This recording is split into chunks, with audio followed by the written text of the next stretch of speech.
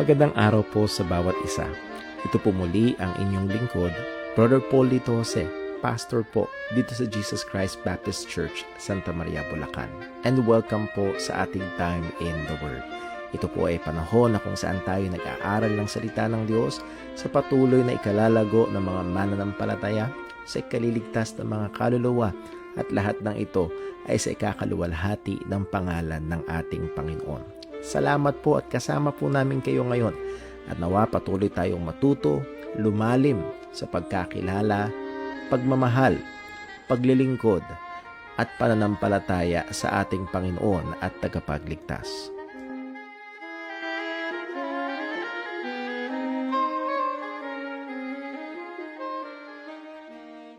Isang mapagpalang araw po sa bawat isa, purihin po ang pangalan ng Panginoon. Welcome po muli sa ating Time in the Word at tayo nagpapatuloy sa ministeryong ito tanging sa biyaya at habag at pagsustento ng ating banal na Diyos. Tayo nagpapasalamat sa Panginoon this coming Saturday, November 30, ang matagal nating pinagpapray at ina-announce will be coming. Lord willing, we'll be having our Youth Conference. This is the third year, pangatlong taon na ho na ginaganap ng JCBC ang ministeryong ito ng Youth Conference, and I for one ay kayang magpatotoo kung paano ginagamit o ginamit ng Diyos sa akin nung panahon ng aking kabataan ang mga gawain ng pangkabataan na kagaya nito, and that is our prayers. I've talked to our speakers, tatlo ho ang preaching this coming Saturday. To pray po natin, all coming from Colossians chapter 3, and we're very very excited at ang akin hong diniscuss sa mga speakers ay ang goal ay una, of course, salvation ng mga wala pa kay Kristo. Pangalawa ay sanctification ng mga mananampalataya, to encourage everyone, every believer, not just the young people but lahat na makakapakinig, to set our affections on things above. And the ikatlo, tayo na nalangin at humihingi sa Panginoon ng mga dagdag na manggagawa. And that's always been the goal of the past few youth conferences hanggang ngayon. So pag-pray po natin, mga speakers will be Brother Euben Sewell, siya yung speaker sa umaga. And then, si Brother Matthew Bohols, Christian Matthew Bohols, and second preaching, and then ako ho sa last preaching. So we covet your prayers, mga kapatid. Muli, hiwalay sa biyaya ng Diyos, walang kabuluhan. Iliban na kumilos ang Panginoon. It's not the speakers, but the truth of God, the Spirit of God.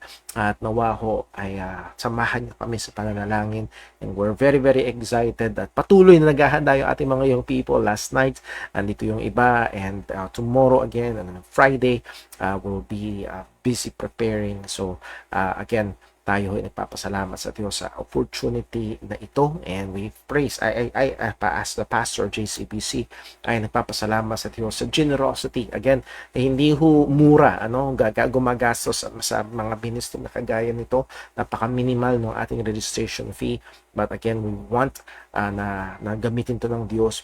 Pray natin na gamitin to ng Diyos, particularly to sow the seeds of truths sa buhay ng mga kabataan. And what a wonderful expectation na meron tayo, hindi because of our efforts but because of God's grace, na anong pwede niyang gawin sa buhay ng mga kabataang ito kapag nag-penetrate ang katotohanan ng Panginoon sa kanilang isip at puso, at ito ay magkaroon ng manifestation sa kanilang mga pamumuhay. So, pray ho natin yan, and we are very, very excited. And then, meron pang isang event, December 15, ang Christmas service po din sa JCBC.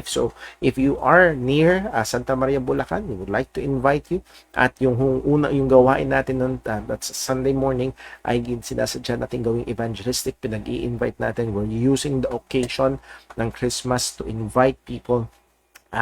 Pag-pray ho natin, yung mga naanyayahan ho natin at nawa ay makarating sila at makapakinig ng ebanghelyo ng ating Panginoong Heso Kristo. And then dito sa JCBC, we'll be having our overnight church outing fellowship, December 26 and 27. So please, lalo na yung mga nag-sign up, ay mag-ready ho tayo at pwede na magsimulang magbayad this coming Sunday. If you have any further questions, please do let me know.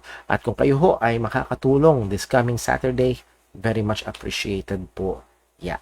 At kung sakali ho na Saturday pala, kung sakaling libre kayo ng Friday afternoon, just para maglinis, magayos dito sa church, please, you can come para ho makatulong sa ating ho mga kabataan.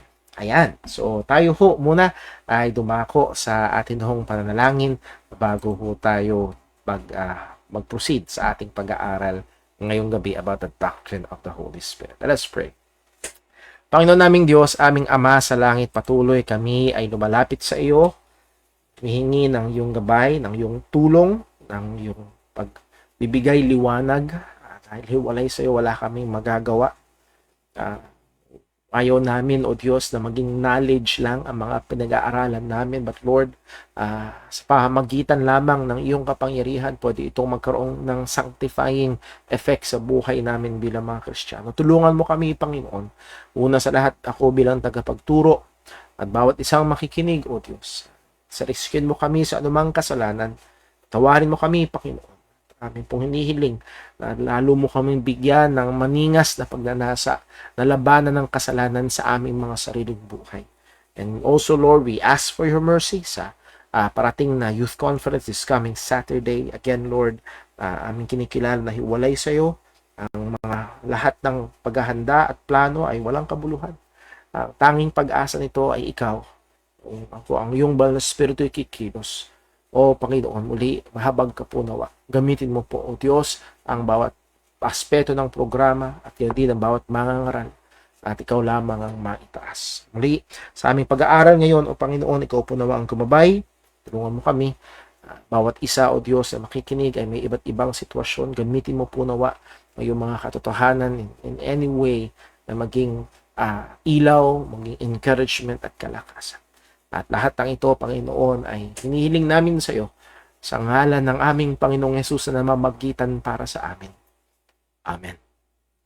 Dumako ho tayo sa ating lesson. Again, this is lesson number 27 about the doctrine of the Holy Spirit. And slowly, we're going through the gifts of the Holy Spirit. And we are doing it slowly sapagkat maraming pumapailan lang na maling kaunawaan at maling pagtuturo about sa mga bagay na ito. So let's proceed sa atin hong review. Again, mahalaga itong prinsipyong ito.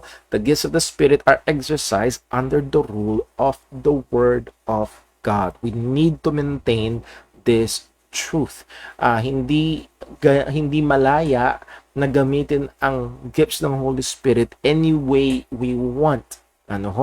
It is exercise under the rule of the Word of God. Number next, we can generally categorize itong gifts of the Holy Spirit into three: supernatural, miraculous gifts, official gifts, and yung ordinary or natural gifts. Inuna natin yung miraculous at nandyan nyo sa ilalim yan yung gifts of healing. At ang description nito is the power to give instantaneous healing, wholeness, cure of a disease, a person with a disease, or a person with disability. Hindi ito gradual process, hindi ito healing na dumarating in installment. Mahalaga, claims even performance of spectacular acts or wonderful miracles does not guarantee their identification. As the Lord Jesus Christ said sa Matthew 24, na in the last days ay yung mga false prophets and false Christ will perform miraculous works.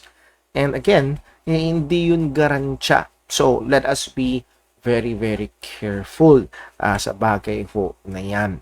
Number 2, pinag-aralan natin yung working of miracles. So, meron talagang gifts sa 1 Corinthians 12:10 to another, the working of miracles. And ang claim ni Apostle Paul, these are a sign gifts. At apostolic sign, 1 Corinthians 12:12, truly the signs of an apostle were wrought among you in all patience, in signs and wonders and mighty deeds. So again, ibig sabihin itong bagay na ito is itong miracle working gifts ng Holy Spirit is meant to be a sign.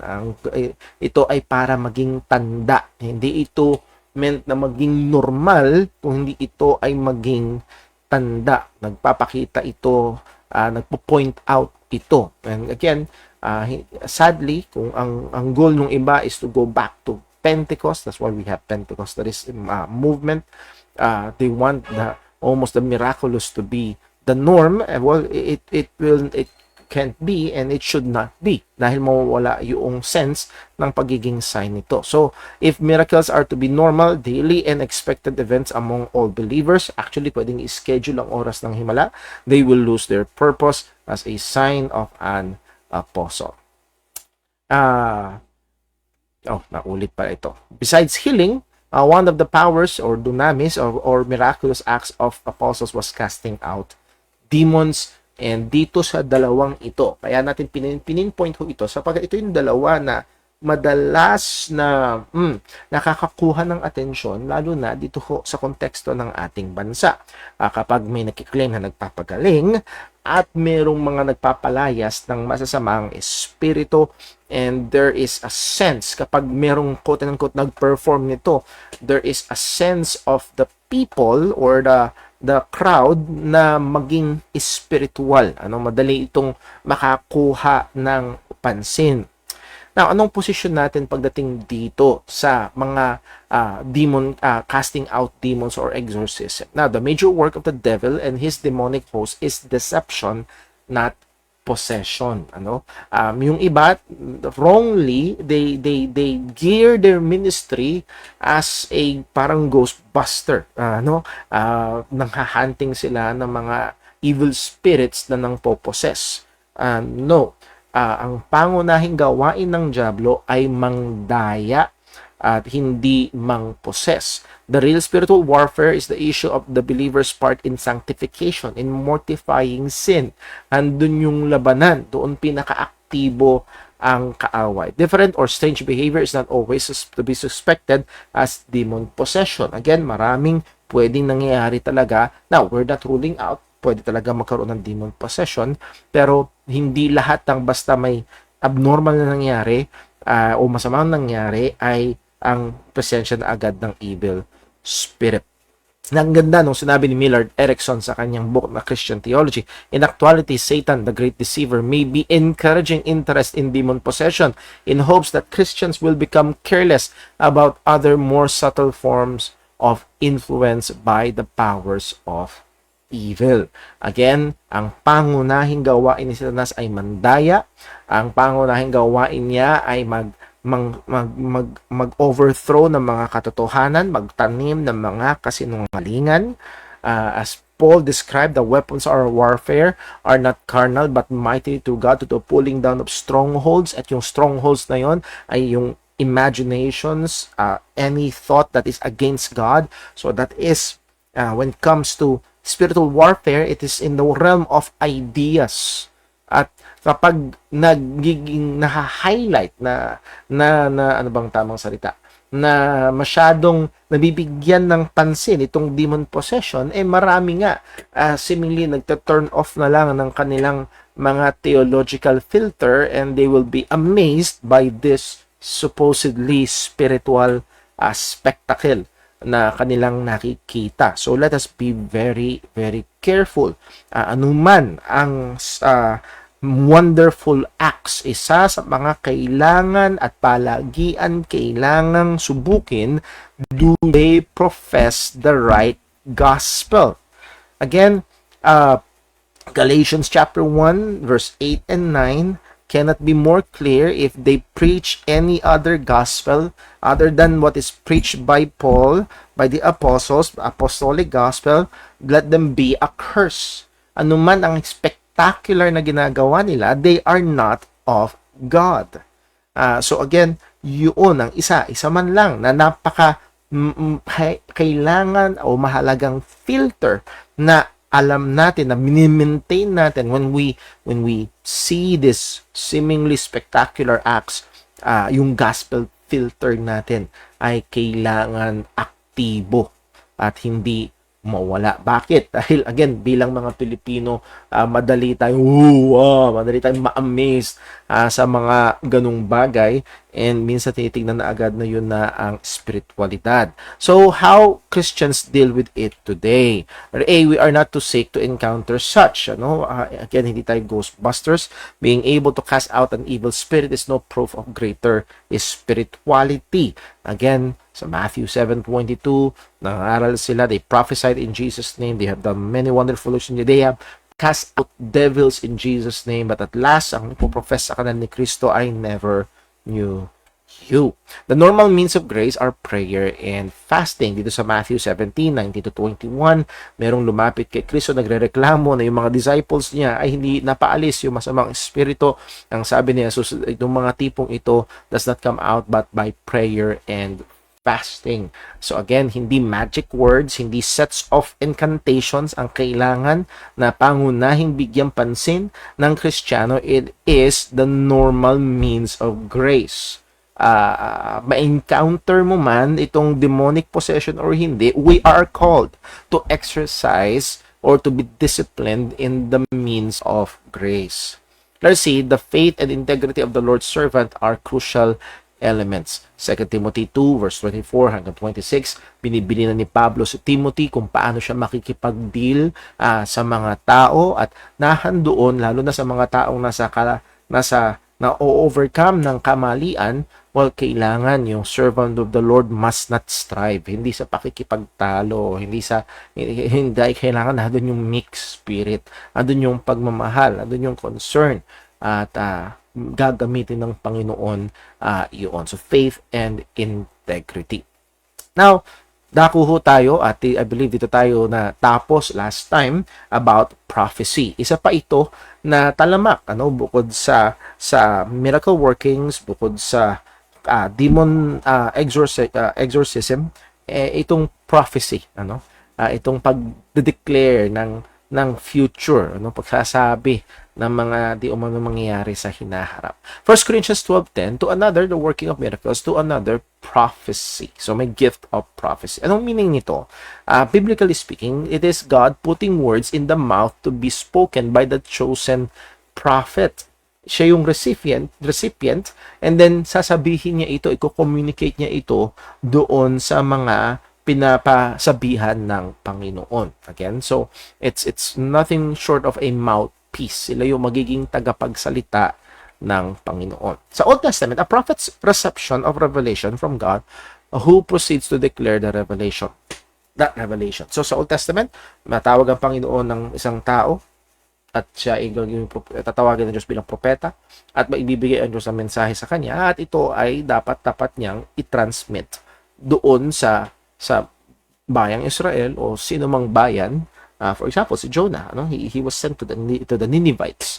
At ang kailangan niyang gawin ay matapat na i-transmit yung mensahe ng Panginoon. Note, it is not primarily about future prediction. So, dito nagkakamali yung iba na akala nila ay to be a prophet is to have the ability to see or foretell the future.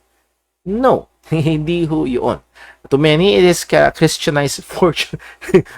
ito ay palm reading, yung mahiwagang bolang crystal ball reading na bininyagan lang ng Kristiyanong pangalan. No, that is not the case when it comes to the gift of prophecy. Old Testament example, sa Jeremiah 1 verse 5, basahin na lang natin sa verse 7. But the Lord said unto me, say not, I am a child, for thou shalt go to all that I shall send thee, and whatsoever I command thee, thou shalt speak. Sa verse 5, masabi, I ordained thee a prophet unto the nations. Anong gawain niya?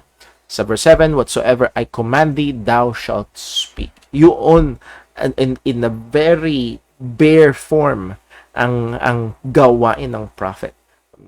Kung ano yung sinabi ng Diyos, yun ang itatransmit niya. Point, the prophet's main job is not to foretell future events, but to declare whatever the Lord has said or revealed to his or for his people. Kung ito man ay future event, well, ito yung itatransmit noong prophet faithfully. Sabi ni Palmer Robertson, prophetism by definition is concerned not merely with the reception of the word of God, but its with its communication as well. God's word is preserved in its integrity as it passes through the vehicle of the prophet. Now, mahalaga ito. Bakit natin ito ibibigyan ng pansin? Sapagkat marami sa mga nagkiklaim ng may gift of prophecy sa panahon ngayon ng New Testament ay nagbibigay sila ng leeway na pwedeng magkamali. At mamaya, babalikan natin yung puntong ito. But again, ang concern about the work of the prophet ay hindi lang yung nakatanggap siya ng revelasyon, kung hindi ito ay maitatransmit niya, preserving its integrity, yung message ng Panginoon, mape-preserve nung prophet at sasabihin niya ito as it is. Now, the test of the prophet, paano ba ito susubukin? There are two, primarily. Number one, the prophecy comes to pass 100%. Infallible. Hindi pwedeng magkamali. And if we will just take this one, kundi man halos lahat ng mga nakiklaim ng may gift of prophecy sa panahon natin ngayon ay bagsak. Bagsak. And then number two, he calls for obedience to God's commands. So, una, tingnan muna natin, the prophecy comes to pass 100%. Sabi dito in Deuteronomy 18 verse 20, but the prophet which shall presume to speak a word in my name, which I have not commanded him to speak, or that shall speak in the name of other gods, even that prophet shall die. Ooh! Ooh! Sa Sunday school ho natin, nag-aaralan natin yung commandments. We are no more in a theonomy. And dahil kung isa ito sa magandang example, hopefully maalala ko sa Sunday morning. Dahil kung i-apply ito at gusto natin ng theonomy, that means yung government natin will run by the law of the Old Testament. Then, basta ba yung nag-prophesy at pumalya, death penalty. Well, anyway, that's not the point. But ang punto lang ho natin, napakabigat. Ang nakakalungkot ay maraming nagkiklaim ng may revelation sila mula sa Panginoon. Din walang mangyayari. Nagdabo siya sa, sorry. Wow. Yung ibang hindi nagsusunod. Ito, nakaraang eleksyon sa Amerika, maraming nag-prophesy. Well, hindi ito nakaraan. Nung 2020, maraming nag-prophesy na mananalo si Donald Trump. Pero natalo si Donald Trump. We didn't hear na kung merong nabitay sa mga prophets na ito. Mga ilan-ilan lang daw yung nag-sorry, pero karamihan ay hindi. And if thou say in thine heart, how shall we know the word which the Lord hath not spoken? Paano natin malalaman? When the prophet speaketh in the name of the Lord, if the thing follow not, nor come to pass, that thing which the Lord hath not spoken, but the prophet hath spoken it presumptuously, that thou shalt not be afraid of him. Pag hindi nangyari, hindi galing sa Panginoon. Pag hindi nagkatotoo, hindi galing sa Panginoon. Let us put one more. Pag hindi ayon sa salita ng Diyos, hindi galing sa Panginoon. Well, that will be the point of the second one. Ano ang sabi sa verse 20? That prophet shall die. Death penalty to false prophets. Again, mabigat. I'm not saying na kailangan bitayin yung mga false prophets sa panahon natin ngayon. I'm not saying that. But what I'm saying is this. Napakabigat. Napakabigat. Kapag meron tumayo ulit at nag-prophet and it did not come to pass, he should be marked agad. Hindi yan sa Diyos. Hindi yan sa Diyos. Nagkikilim siya na naginip ako, pinakita sa akin ng Diyos sa ito, and then sinabi niya, hindi nangyari. It's either hindi talaga siya na naginip, or mali siya na pagkaunawa sa panaginip, or both, or na naginip siya pero hindi galing sa Diyos. Baka hindi lang siya natunawan, o baka galing sa ibang spirito. Again, kung wala ang gospel, lalo na, again, balik tayo doon, yung gospel filter. Kung wala ang gospel, wala ang banal na spirito. Matik yun. Hindi po pwede. So, muli, ang punto ko natin sa point na ito is hindi magaang. Napaka-strict ng salita ng Diyos pagdating sa mga prophets. At itong maraming nagkiklaim na may gifts of prophecy sa panahon natin ngayon, they should really consider this, give attention to this. Naalala ko, pinakikinggan ko ang isang pastor na meron daw nag-prophesy na matandang babae. Buntis yung asawa ng pastor. Nag-prophesy yung isang matandang babae sa church na yun daw, it's either yung bata o yung nanay ay mamamatay sa panganganak. So dumating na yung time na nag-labor na yung misis ng pastor. At dahil nakatanim sa puso't isip ng pastor yung quote ng prophecy ng matandang babae, talagang bagbag na bagbag yung damdamin niya, nag-uumiyak siya, and then, after a few hours, the mommy and the baby was okay. Ano nangyari doon sa prophecy? Ano nangyari? Muli, again, napaka light na tinetake ng maraming false prophets ang bagay na ito. Warning, some modern day prophet wannabes try to evade this by giving very vague and general prophecies. I prophesy that in 2025 merong great military or political leader na mamamatay. And I prophesy in 2025, merong napakatinding bagyo somewhere in Asia, tatama sa mga bansa sa Asia. Taon-taon naman nangyayari yun. So again, very vague.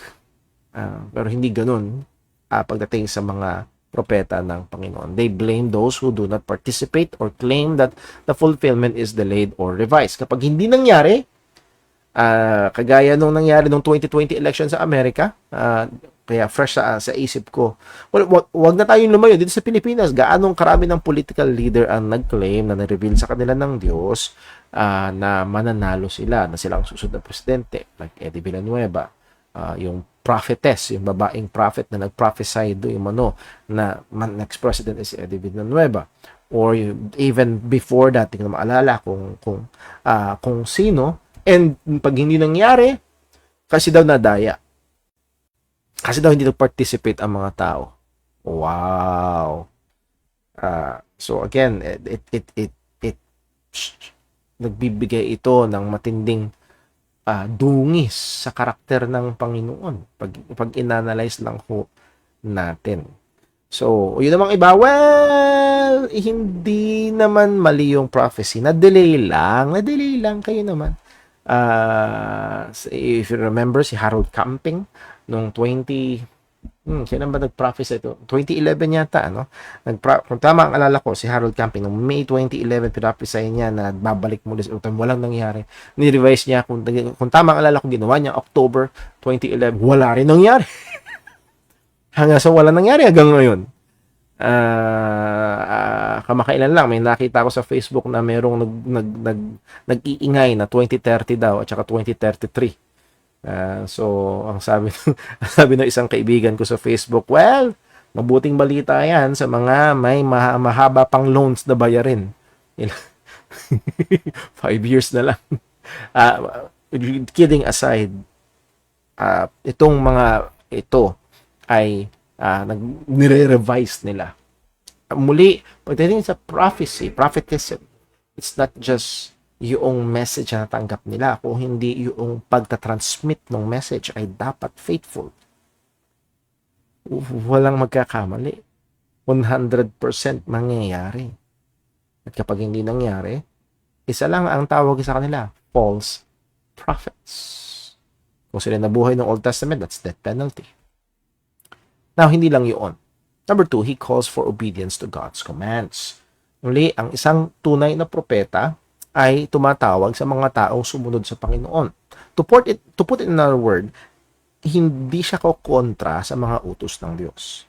Kapag ang isang propeta ay nagkiklaim ng prophecy, nagkiklaim na siya ay propeta ng Panginoon at gusto niya ang mga tao ay sumunod sa kanya, at kapag siya ay nagsasalita o nagsasabi ng mga bagay na hindi klarong hindi kalooban ng Panginoon, o hindi man propetang nagkiklaim, kung hindi nagkiklaim na anointed son of God, kapag nagsasabi sa isang babae na hindi niya asawa na sumiping sa kanya,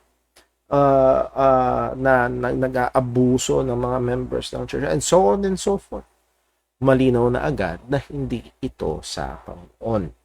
Deuteronomy 13 verse 1, if there arise among you a prophet or a dreamer of dreams, and giveth thee a sign or a wonder, and the sign or the wonder came to pass. Okay? So, iba yung setting ngayon. May nag-prophesy, may nag-claim na may mensahe mula sa Diyos. Nangyari. Pero ito ngayon, whereof he spake unto thee, saying, let us go after other gods, which thou hast not known, and let us serve them. Okay? So, nung una, dapat mangyayari. Yun namang pangalawa, okay, nangyari. Ano naman yung tinuturo niya?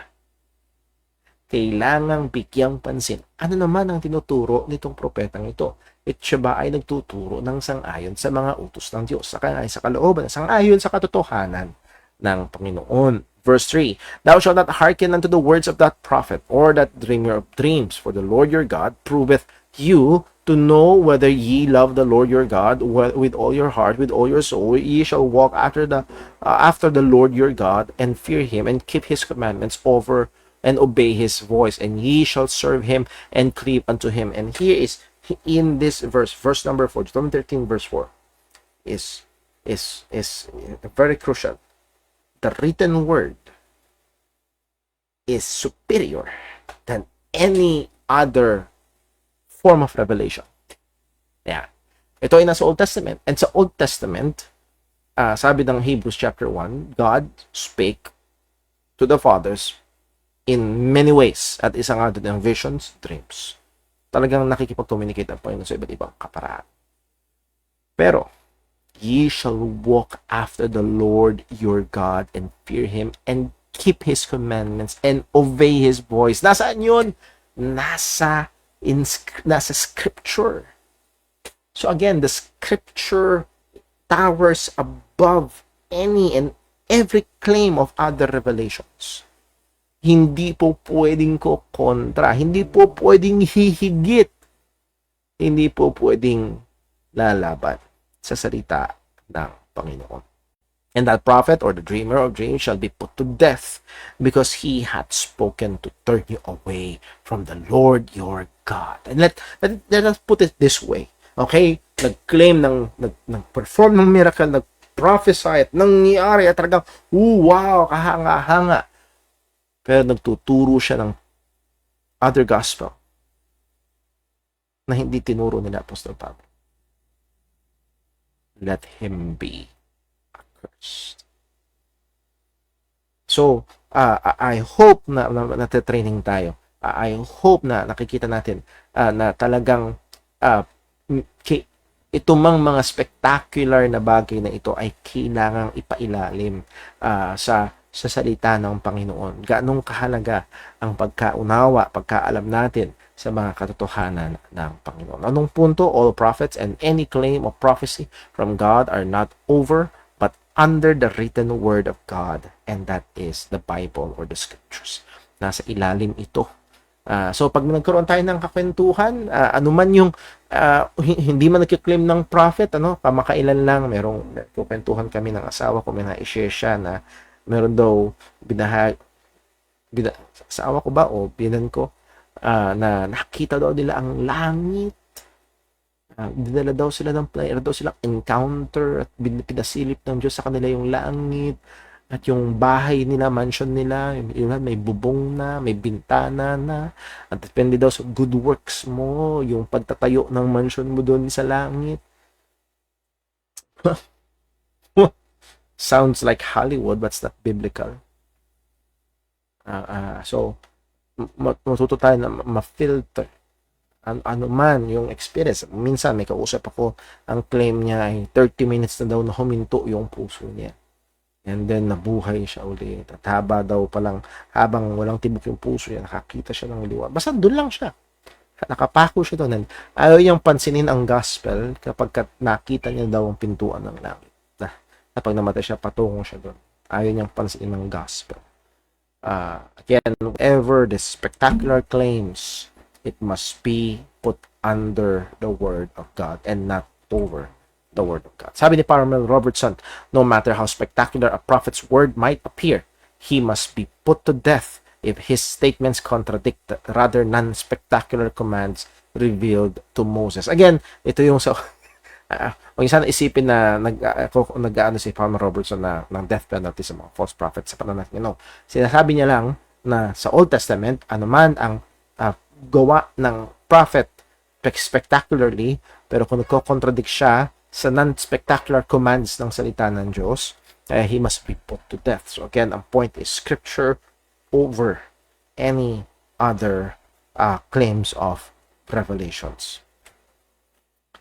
New Testament prophecy, there is no demonstrable difference from the essential Old Testament concept of prophesying. Again, for some reason, biglang nagkaroon ng seemingly a different category. Mula sa Old Testament, sa Bible, ang mga prophets ay dapat 100% infallible yung prophecy nila. Pagdating sa panahon natin ngayon, biglang nagkaroon ng category na pwedeng pumalya, pwedeng magkamali, pwedeng half fulfillment, pwedeng madelay. Wala. Ang point is this, sa New Testament, walang leeway, hindi nagbigay ang Panginoon ng bagong category or ano bang tamang salita, ibang nawala yung salita sa pamantayan, I should say. Pagdating sa mga, it's the same. It's the same. Apparent structure, New Testament prophets are local, church-based, and are under apostolic authority. Ito yung napapansin natin sa panahon natin ngayon. New Testament prophets are local, church-based, and are under apostolic authority. Sorry. Ito yung makikita natin sa Bagong Tipan, na ang New Testament prophets, again, yung may mga gifts of prophecy sa Bagong Tipan, are local church-based. Nung sinabi ni Pablo sa mga taga-Korinto, and some, the gift of prophecy, that is in the church, ay may mga gifts of prophecy. And they are under apostolic authority. Hindi sila mas mataas sa mga apostles, as Apostle Paul said, 1 Corinthians 14:32. The spirits of the prophets are subject to the prophets. Ano ibig sabihin niya? Kung merong mga may quote-unquote gift ng prophecy sa loob ng church, they are subject to the prophets. That is another technical term pertaining to the scriptures, particularly dito technically sa Lumang Tipan.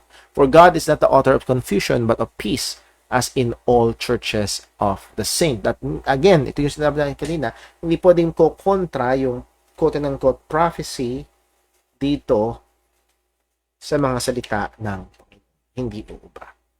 1 Corinthians verse 37. 1 Corinthians 14:37. If any man think himself to be a prophet or spiritual, let him acknowledge that the things that I write unto you are the commandments of the Lord. Kailangan i-acknowledge. Hindi pwedeng mag-over. Again, dito nagiging firm si Apostol Pablo sa kanyang apostolic authority bilang ay legitimate apostle na tinawag ni Kristo as a legitimate revelation bearer. Kailangan itong may mga gifts of prophecy ay mag-submit sa authority ng apostles, and that is, yes, wala tayong apostles today, we have the scriptures, so ito ang authority over them. 1 Corinthians 13:9, for we know in part and we prophesy in part, when that which is perfect is come, then that which is in part shall be done away. Again, ang punto rito, sinabi ni Apostol Pablo that we prophesy in part. Pero pag dumating na daw yung perfect, that which in part shall be done away. Isa ito sa mga mahalagang text na kailangan bigyang pansin because we stand on cessationism. That means itong mga miraculous sign gifts na ito, kasama yung prophecy, ay lumipas na. It is done away because dumating na yung perfect revelation ng Panginoon, that is the Word of God incarnate, our Lord Jesus Christ, and the Word of God inscripturated, that is the Bible. At dahil dumating na, hindi na kailangan yung in part. Affirmation: with the completion and sufficiency of Scripture, prophecy is terminated mode of revelation. Again, hindi na kailangan. Bakit? Kumpleto na ang salita ng Panginoon. Sinabi ni John sa Revelation, wala na magdadagdag at walang magbabawas. Tapos na ang pagre-reveal ng Panginoon. Ito ay nasa salita ng Diyos. Point: there are no more new revelatory prophetic sayings. Pagdating sa bagong tipan, pag ang gift of prophecy ay ito. Present prophecies, it is claimed that there are still prophecies today but not the infallible sort.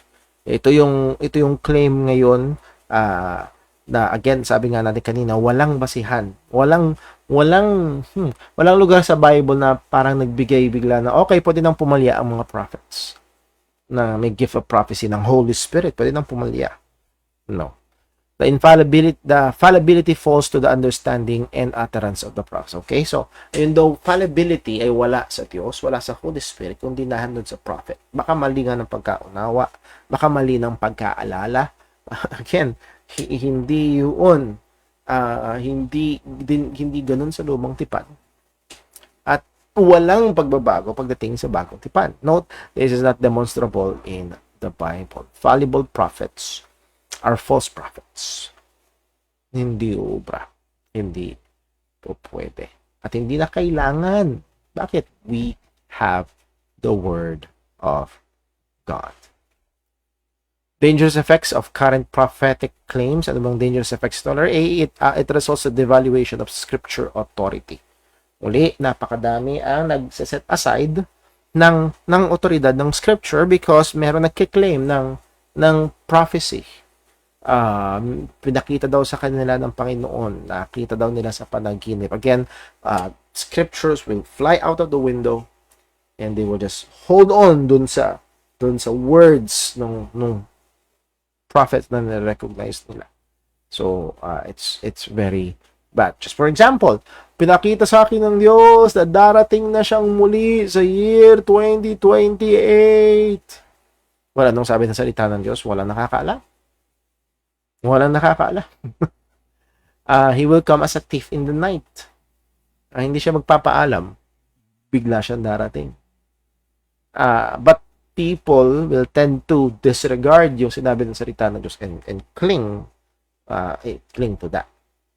Galatians 1:8, but though we or an angel from heaven preach any other gospel unto you than that which we have preached, let him be accursed. Again, yes, this is about the gospel. Nevertheless, ang hinihiram ko dito ay yung prinsipyo na hindi dapat hihiwalay ito sa salita ng Panginoon. Anghel man, apostol man, gaano man ka-spectacular, it should not depart from the Word of God. Letter B, dangerous effect ng current prophetic claims. The Spirit is dragged to endorse the silliest impressions of prophets. Holy hunches. Ginagamit ang banal na spirito, ang pangalan ng banal na spirito para bigyan ng stamp ang lahat ng kanilang sinasabi. Yung di umano na panaginipan, di umano narinig, and then walang nangyari, hindi na. Asa na? So muli ito ay nagbibigay dungis sa pangalan ng Panginoon, particularly ng banal na spirito. Deuteronomy 13 verse 1, if there any arise among you a prophet or a dreamer of dreams, and giveth thee a sign or a wonder, and the sign or the wonder come to pass, nangyari yung prophecy, nangyari yung tanda. Wherefore he spake unto you, saying, let us go after other gods which thou hast not known, and let us serve them. Again, ang sabi ng salita ng Diyos, huwag susunod. Uli, ang authority is not the prophet, it is the Word of God. Ah, dapat pala, medyo nagkapalit yung slide, ano? Ito yung susunod. Ito yung mga claim nila, God showed me, so and so will be the next president. Again, ang banal na spirito ang nagpakita, pinakita ng Diyos. The Spirit talked to me and told me to buy another jet. Private jet. Nakipag-usap daw si Jesse Duplantis, nakipag-usap daw sa kanya ang Diyos. Sabi ng Diyos. Sa madaling salita, to make the long story short, ang sabi ng Diyos sa kanya, bumili siya ng private jet para mas mabilis siya makapag-minister sa ibang mga lugar. Wow! So yun, bayad kaya nun. So muli, the silliest things ay ina-ascribe sa Panginoon o sa Banal na Espiritu. I saw this in my dream. We're playing golf. Naalala ko ito. Merong nag-claim dito sa Pilipinas. Nakita niya daw sa panaginip, pinakita sa kanya ng Diyos na nag-golf sila sa golf course ng Malacanang. So therefore, ang susunod na presidente ay ito. I heard the voice of God and He said, howl. Pinanood natin mismo dito sa church. Nagkaroon tayo ng example dito nung dati nating pinag-aralan maybe 4-3 years ago. Na ang sabi daw sa kanya ng Diyos, pag sinabi ko, susundin mo, sabi ng babae, opo, Lord, susundin ko. Pag sinabi ko sa yung umalulong ka, aalulong ka, Lord naman,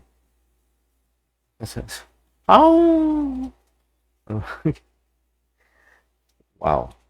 Again, kiniklaim narito ang Diyos na inuutos sa isang babae na umalulong na parang aso. No. No. Wala ito sa salita ng Diyos, wala itong basihan sa salita ng Panginoon. And it's very, very sad na ginagamit sa walang kabuluhan ang pangalan ng Diyos at ina-ascribe ito sa Banal na Espiritu. Let us see, the content of supposed prophecies today deflect from the central concerns of the Spirit. Sa prophecy sa Old Testament, sa prophecy sa Bible, it's always connected to the gospel.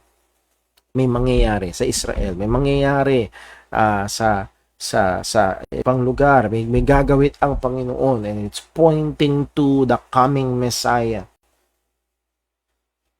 Pero ngayon, ang mga prophecies is trivial things, election, and so on and so forth, politika. And madalas ito ay ginagamit as political power play. Very sad. Very sad. The prophecies in the scripture are related to His working out of His saving plan. Again, may plano ang Diyos, may papatunguhan ng kasaysayan at ang mga prophecies dito ay nakaturo doon, nagsiserve doon. At again, hindi ganun ang katangian ng mga prophecies pa natin ngayon. Thirdly, it rivals and ultimately displaces the centrality of careful expository preaching. Waiting for the extraordinary. Ayaw na nilang makinig sa matapat at maayos at disiplinadong pagtuturo ng salita ng Diyos. Gusto na ng direktang, I dream the dream, nagsalita ang Diyos. Ito ang salita ng Diyos, ang Bible.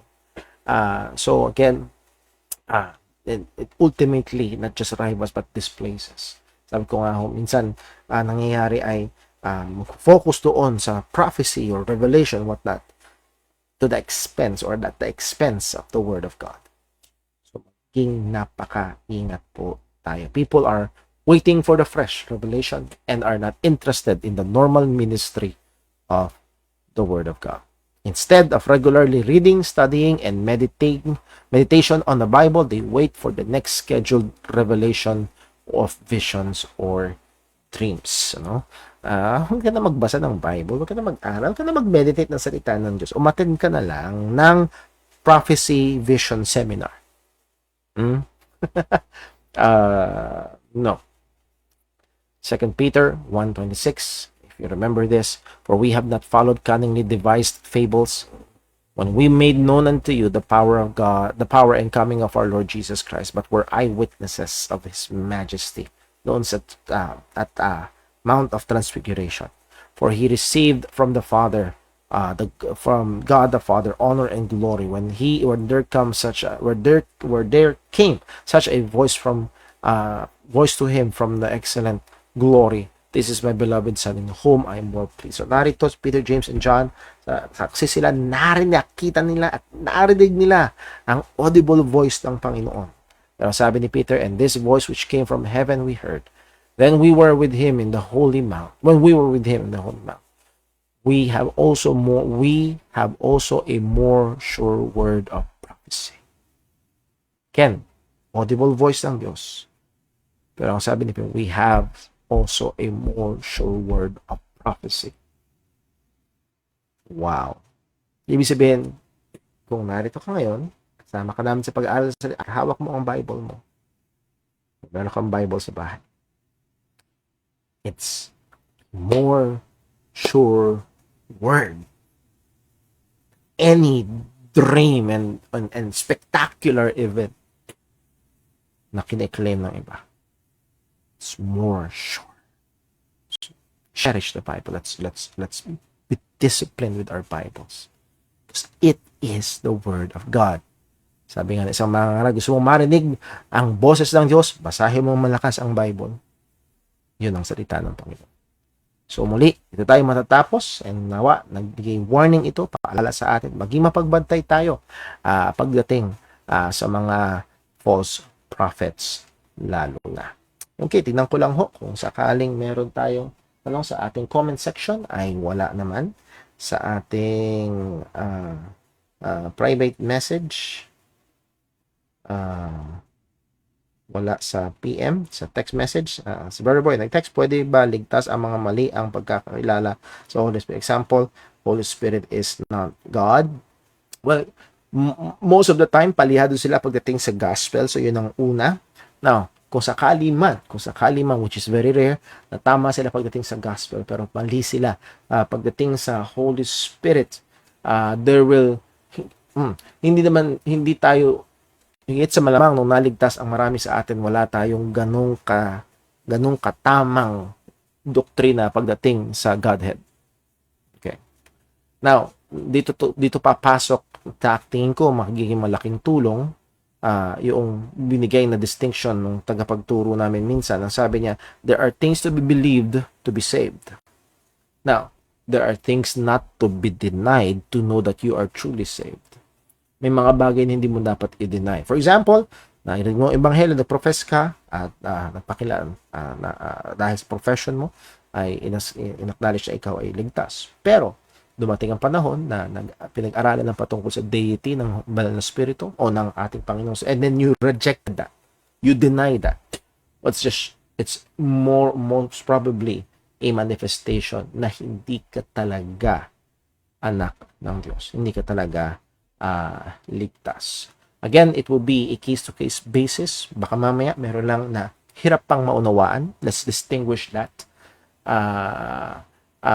Sometimes it takes time, hindi agad basta-basta. So let us, as Paul said, yung minister of God, yung servant of God, must not strive, but with meekness, with wisdom, ay instruct yung mga kontra yung kalinas. Paano kung mali ang doktrina about Godhead? Pwede bang maligtas sila? Example, only the Father is God. Paano kung mali ang doktrina about the Godhead? Pwede bang maligtas sila?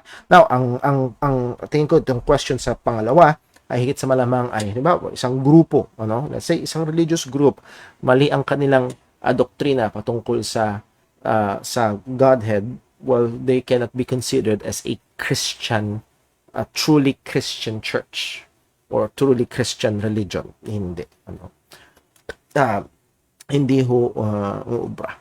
At kung yun ang minimaintain nila at yun talaga ang sinasampalatayanan nila, ay hindi sila ligtas. Hindi po pwede because they deny who God is. And you cannot believe really the gospel kung hindi mo kinikilala ang tunay na Panginoon. So again, sa John chapter 6, hindi lang if we believe him who raised up Christ from the dead, it's not just Christ, but we believe the Father who raised up Christ from the dead. So hindi lang basta, we cannot separate We cannot separate the gospel from God. Tama yung sinabi ng isang mga God is the gospel. Inseparable. Hindi pwedeng paghiwalayin. So pag ang isang grupo ay nagtatangan ng maling doktrina patungkol sa Diyos, hindi ito maikukonsidera na Kristiyanong grupo at walang kaligtasan sa ganong kalagayan. Well, thank you very much po sa mga katanungan. I hope ito ay nakakatulong sa atin, sa ating paglago sa pananampalataya. And with that, tayo ho ay dumako sa atin hong pananalangin. Let's pray. Panginoon naming Diyos, aming Ama sa langit, maraming salamat po sa biyaya mo, salamat sa katapatan mo, salamat o Diyos sa kabutihan mo, sa pagtuturo mo, sa paalala mo. Tulungan mo kami maging mapagbantay. Tulungan mo kami na lalo pang maging masigasig sa iyong salita. Lord, may tendency kami na mamangha, maghintay sa mga spectacular.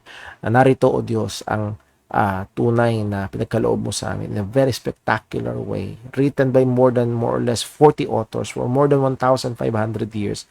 At nagkakaisa ang mensahe. Tunay na spectacular ang iyong salita. Nawabigyan mo kami ng nasa, ng maging matamis ito sa aming mga bibig. Mahalin namin ng husto ang iyong salita at kami, Panginoon, ay lumalim dito at hindi lang basta sa kaalaman kundi maging sa kabanalan at ito ang gamitin mo upang maingatan kami sa napakaraming mga maling kaisipan at paniniwala sa aming paligid. Salamat po. Ingatan mo, O Diyos, ang iyong mga mananampalataya. Patuloy ka po naman gumawa sa ikaliligtas ng mga wala pa kay Kristo. And again, we ask for your mercy sa parating po na youth conference this coming Saturday. Maluwalhati ka po nawa. Dalangin namin sa pangalan ni Jesus. Amen. Well, bago po tayo magtapos, paalala ko lang po, kung kayo ho ay hindi pa nakavisit sa Faithful Bible Truths sa YouTube, is a YouTube channel, please do visit at panoorin niyo po yung mga videos, paki-like and paki-subscribe at kung ito ho'y naging blessing sa inyo ay paki-share niyo po sa iba. Magandang gabi po. God bless. At dito nagtatapos ang ating time in the Word.